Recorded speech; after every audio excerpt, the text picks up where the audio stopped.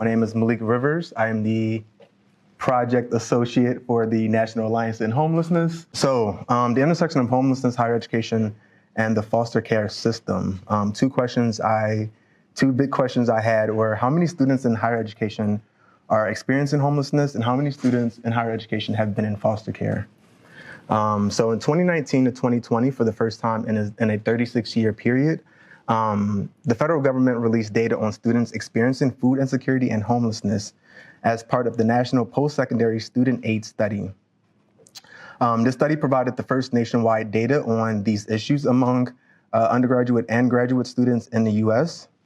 And the stats confirmed that colleges and universities of all types serve students facing these challenges with 8% of undergraduates and 5% of graduate students experiencing homelessness. So that's around 1.5 million students at that time. And when you disaggregate that data, Indigenous and Black people they have the highest rates of experiencing homelessness as being students.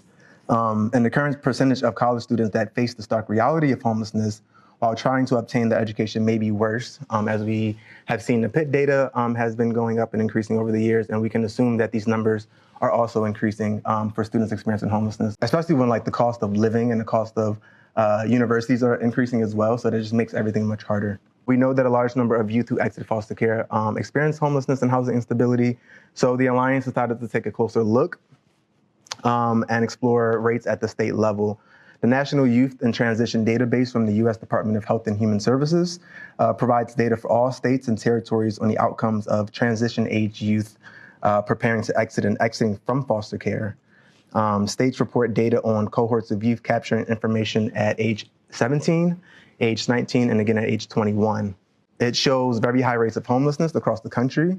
In 20 states and DC, 25% or more followed during that study reported experiencing homelessness over the prior 2 years.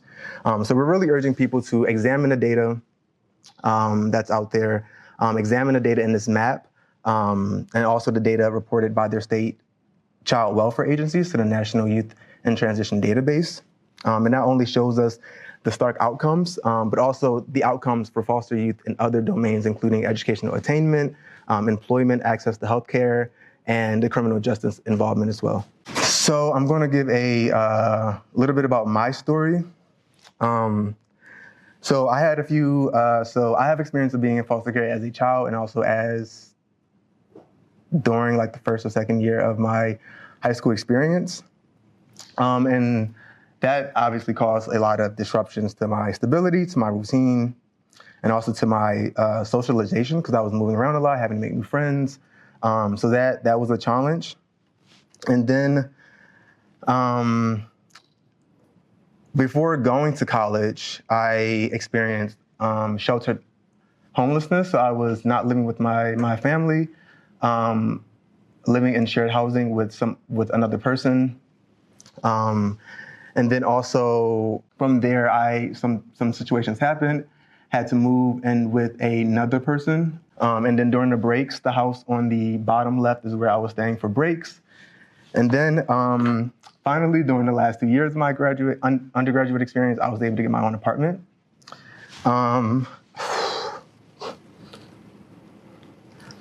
And finally moving off campus and having enough money to pay rent, which was only $600 a month, but still was a struggle to pay as a student, or needing to borrow money until my next paycheck, were things that I still struggle with even once I got my own apartment. What could have helped me when I was going through this experience would have been rapid rehousing programs, problem-solving conversations with different people on campus. Youth mentoring would have been really helpful for me. Also, being able to stay in my dorm during the breaks would have also been extremely helpful for me. So as I mentioned earlier, there is a high risk of homelessness for youth who age out of foster care. However, there is an initiative that could help many communities who may not know about this program or who are not utilizing it. So the FYI program, the Foster Youth Independence Voucher Program, provides dedicated housing vouchers to youth who are in foster care and at risk of experiencing homelessness.